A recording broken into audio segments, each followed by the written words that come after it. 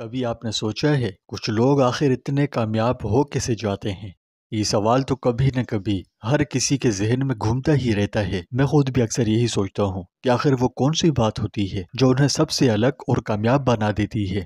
ہم میں سے زیادہ تر تو صبح شام ایک ہی روٹین میں الجھے جاتے رہتے ہیں، پوری لگن سے محنتیں کرتے ہیں، مشکل سے مشکل حالات کا سامنا کرتے ہیں، لیکن کامیابی پھر بھی نہیں ملتی۔ مانو جیسے کوئی دور کا تارا نظر آتی ہے، خیالی سی وہمی سی چیز نظر آتی ہے جو کبھی مل پانا ناممکن سا محسوس ہوتا ہے۔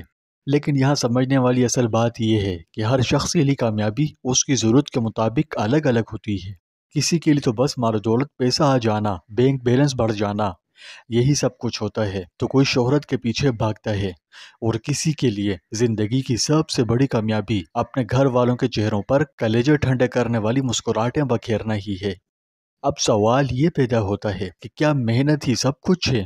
بس دنیاوی حکمت عملیاں بنا بنا کر عمل کرنے اور چالاکیاں ہی انسان کو منزل تک پہنچا دیتی ہیں؟ میرے خیال میں ہرگز نہیں، بالکل نہیں۔ ان کی کامیابی کے پیچھے ایک راز ہے۔ یہ کوئی ایسا راز نہیں جو کسی کو معلوم نہ ہو، ہاں اکثر نظر انداز کر دیا جاتا ہے۔ معلوم تو سبھی کو ہے، یہ الگ بات ہے، ورنہ عموماً سبھی جانتے ہیں کہ مثبت سوچ انسان کو کامیابی کی بلندیوں پر پہنچا دیتی ہے، اور یہ سوچ آتی ہے تعلق مع اللہ سے، اور تعلق مع اللہ کا سب سے آسان ذریعہ استغفار ہے۔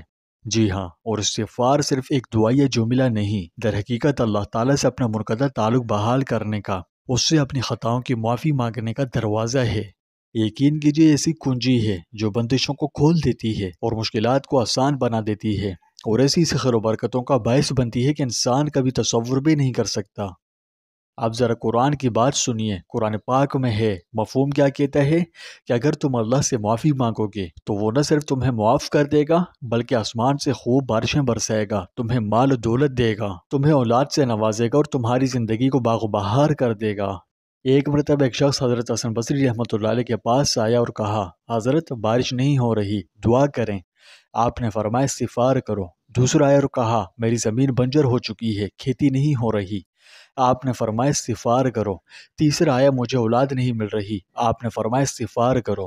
لوگ حیران ہوئے اور پوچھا، حضرت ہر انسان کا سوال تو الگ الگ تھا مگر آپ نے جواب سب ایک ہی دیا، یعنی استغفار بتایا سب کو، ایسا کیوں؟ آپ نے فرمایا، کیا تم نے قرآن میں نہیں پڑھا کہ استغفار سب حاجتوں کا علاج ہے؟ تو دوستوں ذرا غور کیجئے، آج ہم صبح شام شکایتیں کرتے ہیں، رزق کم ہے، کاروبار نہیں چل رہا، سکون نہیں ہے، دل بوجھل ہے، دعائیں مانگ مانگ کر تھک گئے، قبول نہیں ہوتی، جبکہ محبوب عالم صلی اللہ علیہ وسلم نے اس کا حل کیا بتلایا کہ استغفار کرو۔ یعنی جو شخص استغفار کرے اللہ اس کی پریشانی دور کر دے گا، ہر مشکل، دکھ، غم، مصیبت سے نجات بخشے گا، اور رزق وہاں سے عطا فرمائے گا جہاں انسان کے وہم و گمان میں بھی نہ ہوگا۔ لیکن افسوس کہ ہم نے کبھی سنجیدگی سے استغفار کو اپنی زندگی کا حصہ بنایا ہی نہیں، یعنی چند دن یا مہینے کرتے ہیں اور چھوڑ دیتے ہیں، جبکہ ایسا نہیں کرنا۔ آپ خود کامیاب لوگوں کی زندگی اٹھا کر دیکھ لیں، ان میں ایک عادت مشترک ملے گی کہ ایک تو ان کی سوچ ہمیشہ مثبت ہوتی ہے اور وہ بار بار اللہ سے استغفار طلب کرتے رہتے ہیں۔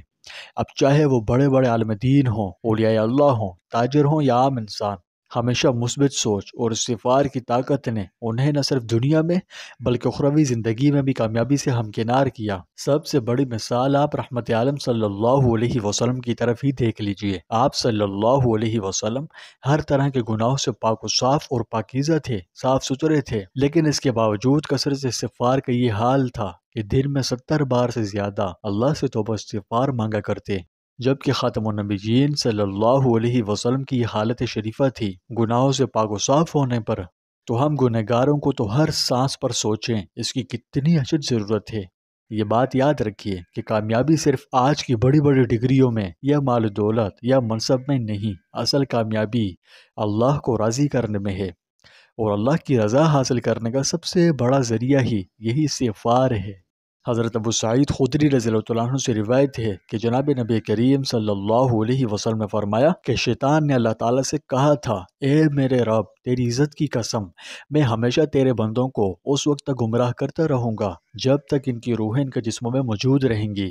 تو اللہ رب العالمین نے ارشاد فرمایا، میری عزت کی قسم، میرے جلال کی قسم، میرے بلند مرتبے کی قسم، جب تک میرے بندے مجھ سے مغفرت طلب کرتے رہیں گے میں انہیں معاف کرتا رہوں گا۔ تو دوستوں آئیں آج سے روزانہ کم از کم 100 بار سید الاستغفار پڑھنے کا صبح و شام عہد کریں۔ اگر سید الاستغفار نہ پڑھ سکتے ہوں تو استغفر اللہ ربی من کل ذنب واتوب الیہ اس کو اپنی زبان کی عادت بنا لیں۔ اگر اتنا بھی نہیں پڑھ سکتے تو محض استغفر اللہ ہی پڑھ لیا کریں اور خوب کثرت سے پڑھا کریں۔ پھر اس کے بعد دیکھیے کہ کیسے اللہ آپ کی زندگی بدلتا ہے اور مشکلات انشاءاللہ آپ کی آسان ہو جائیں گی۔ دوستوں اگر آپ کو استغفار سے محبت ہے تو کامنٹ میں اللہ لکھیں اور صدقہ جاری کی نیت سے ویڈیو کو شیئر کر دیں۔ اللہ پاک ہم سب کو کثرت سے استغفار کرنے والا بنائے اور اس کے تمام فیض و برکات ہم سب کو دنیا و آخرت میں نصیب کرے۔ کامنٹ میں ایک بار استغفر اللہ ضرور لکھیں۔ اللہ پاک ہم سب کا حامی و ناصر ہو۔